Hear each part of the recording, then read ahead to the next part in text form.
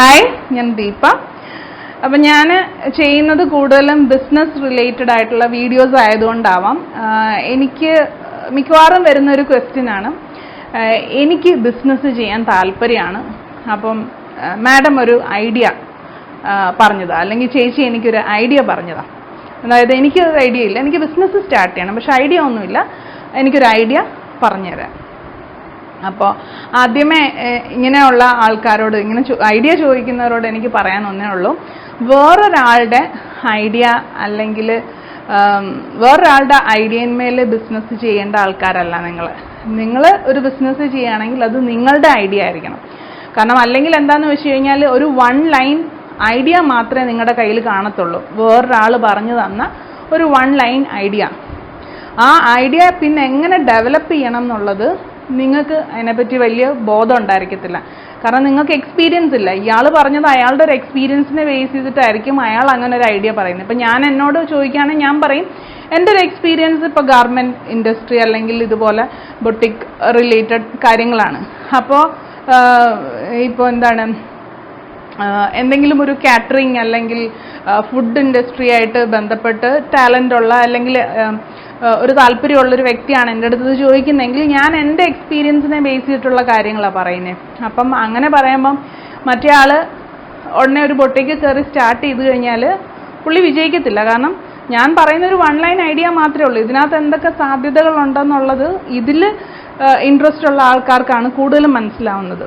അപ്പോൾ നിങ്ങൾ നിങ്ങളുടേതായൊരു ഐഡിയ കണ്ടെത്തുക എന്നുള്ളതാണ്. വേറൊരാളുടെ ഐഡിയമേൽ വർക്ക് ചെയ്യാനായിട്ട് പോകരുത്. അപ്പോൾ ഇനി എങ്ങനെ ഒരു ഐഡിയ കണ്ടെത്താം എന്നുള്ളതാണ്. നോർമലി എല്ലാ ബിസിനസ്സും ഏതെങ്കിലും ഒരു പ്രോബ്ലത്തിനുള്ളൊരു സൊല്യൂഷൻ ആയിരിക്കും. അപ്പം നിങ്ങളുടെ ചുറ്റും തന്നെ നിങ്ങൾ നോക്കാം, ഒത്തിരി പ്രോബ്ലംസ് കാണും.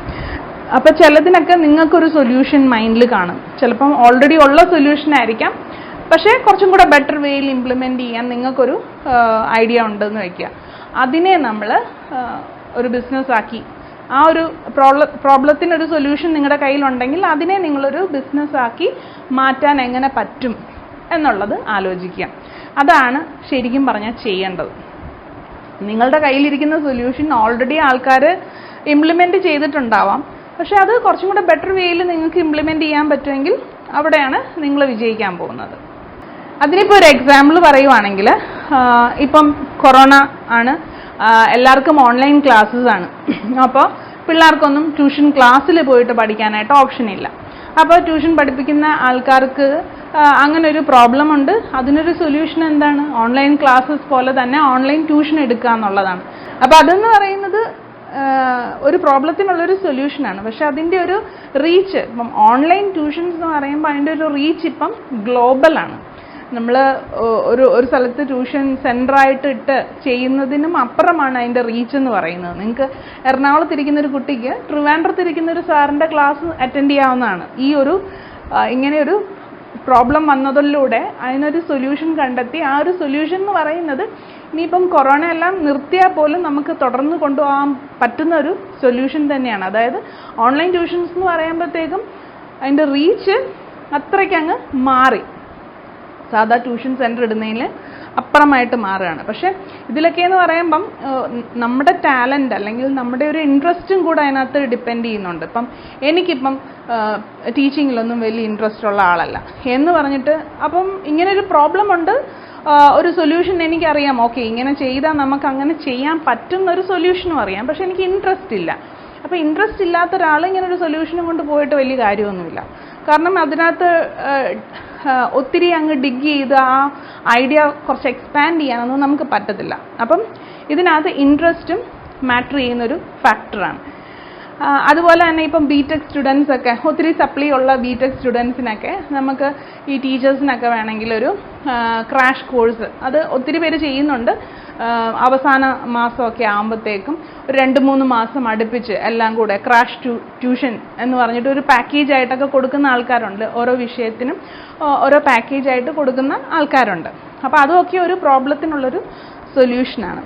അപ്പോൾ അതാണ് നമുക്ക് ചുറ്റുമുള്ള പ്രോബ്ലത്തിൻ്റെ ഒരു സൊല്യൂഷൻ നിങ്ങളുടെ കയ്യിലുണ്ടെങ്കിൽ അതെങ്ങനെ ബിസിനസ്സാക്കി ഡെവലപ്പ് ചെയ്യാം എന്നുള്ളതാണ് നമ്മൾ ആലോചിക്കേണ്ടത്. ഇപ്പം എൻ്റെ കേസിൽ ഞാനിവിടെ കണ്ടതാണ്, കുഞ്ഞു പിള്ളേരുടെ ഡ്രസ്സിന് അല്ലെങ്കിൽ ഡ്രസ്സ് ചെയ്ത് കൊടുക്കാനായിട്ട് അല്ലെങ്കിൽ ഡിസൈൻ ചെയ്ത് കൊടുക്കാനായിട്ട് ആൾക്കാർ കുറവായിരുന്നു ഞാൻ സ്റ്റാർട്ട് ചെയ്ത സമയത്ത്, എൻ്റെ ബൊട്ടിക് സ്റ്റാർട്ട് ചെയ്ത സമയത്ത്. അപ്പോൾ അതിലാണ് ഞാൻ ഫോക്കസ് ചെയ്തത്. അതൊരു പ്രോബ്ലം ആയിരുന്നു. കാരണം എൻ്റെ കുഞ്ഞിനാണെങ്കിൽ തന്നെ ഞാൻ ഡ്രസ്സൊന്ന് ഡിസൈൻ ചെയ്യിപ്പിക്കാമെന്ന് വെച്ച് ഒത്തിരി പേരെടുത്ത് പോകുമ്പോഴത്തേക്ക് അവരതങ്ങോട്ട് മാറ്റിയിടുകയാണ് ചെയ്യുന്നത്. അവർക്ക് അപ്പം സമയമില്ല. കാരണം അതൊന്നും മെനക്കേടാണ് കുഞ്ഞു പിള്ളേരുടെ ഡ്രസ്സ് ചെയ്യാൻ. അപ്പം വലിയവരുടെയാണ് അവർ പ്രിഫർ ചെയ്തുകൊണ്ടിരുന്നത് മിക്കയിടങ്ങളും. ഇപ്പം അതിലൊത്തിരി മാറ്റങ്ങൾ വന്നിട്ടുണ്ട്. പക്ഷെ കുഞ്ഞു പിള്ളേരുടെ ഡ്രസ്സ് ഡിസൈൻ ചെയ്ത് കൊടുക്കാനായിട്ട് ഒത്തിരി ഡിമാൻഡുണ്ട്, പക്ഷെ സപ്ലൈ കുറവാണ്. അതങ്ങനെ ആൾക്കാർ ചെയ്ത് കൊടുക്കാനില്ല. അങ്ങനത്തെ ഒരു സിറ്റുവേഷനിലാണ് ഞാൻ അതിനൊരു സൊല്യൂഷനുമായിട്ട് വന്നതും എൻ്റെ ആ ഒരു ബിസിനസ് ക്ലിക്കായതും. അപ്പം അതുപോലെ തന്നെ ഇപ്പം പ്ലാസ്റ്റിക് നിരോധനമാണ് വന്നേക്കുന്നത്.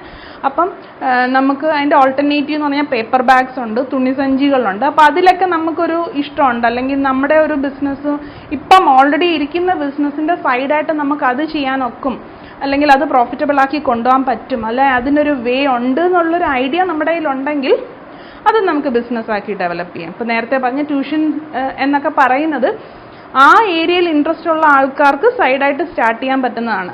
അതായത് ഓൾറെഡി ഒരു കോളേജിലോ അല്ലെങ്കിൽ ഒരു സ്കൂളിലോ പഠിപ്പിക്കുന്ന ടീച്ചേഴ്സിന് അല്ലെങ്കിൽ പ്രൊഫസേഴ്സിന് സ്റ്റാർട്ട് ചെയ്യാവുന്ന ഒരു സൈഡ് ബിസിനസ്സാണ് ഈ ഒരു ഓൺലൈൻ ട്യൂഷൻ എന്നൊക്കെ പറയുന്ന, അല്ലെങ്കിൽ ബിടെക്കുകാർക്കും അല്ലെ +2കാർക്കും ഒക്കെ ക്രാഷ് ട്യൂഷൻസ് ഒക്കെ അറേഞ്ച് ചെയ്യുക എന്നുള്ളത് അവരുടെ ടാലൻറ്റ് അല്ലെങ്കിൽ അവരുടെ ഒരു ഇൻട്രസ്റ്റുമായിട്ട് സൈഡ് ബൈ സൈഡ് പോകുന്നൊരു സംഭവമാണ്. അല്ലാതെ ഒരു ടീച്ചർ പോയിട്ട് എനിക്ക് പഠിപ്പിക്കാനും അറിയാം, പക്ഷേ എല്ലാവരും ചെയ്യുന്നു, ബൊട്ടിക് സ്റ്റാർട്ട് ചെയ്യുന്നു, എന്നാൽ ഞാനും ഒരു ബൊട്ടിക് സ്റ്റാർട്ട് ചെയ്യും എന്ന് പറഞ്ഞ് സ്റ്റാർട്ട് ചെയ്തിട്ട് കാര്യമില്ല. നമുക്ക് കറക്റ്റ് ഇൻട്രസ്റ്റ് എവിടാണോ അതാണ് നമുക്കൊരു ബിസിനസ്സാക്കി പോകേണ്ടത്. അപ്പോൾ ഒരു ബിസിനസ്സിനൊരു ഐഡിയ കണ്ടെത്തുക എന്ന് വെച്ചാൽ നിങ്ങൾ തന്നെ കണ്ടെത്തേണ്ട ഒരു കാര്യമാണ്.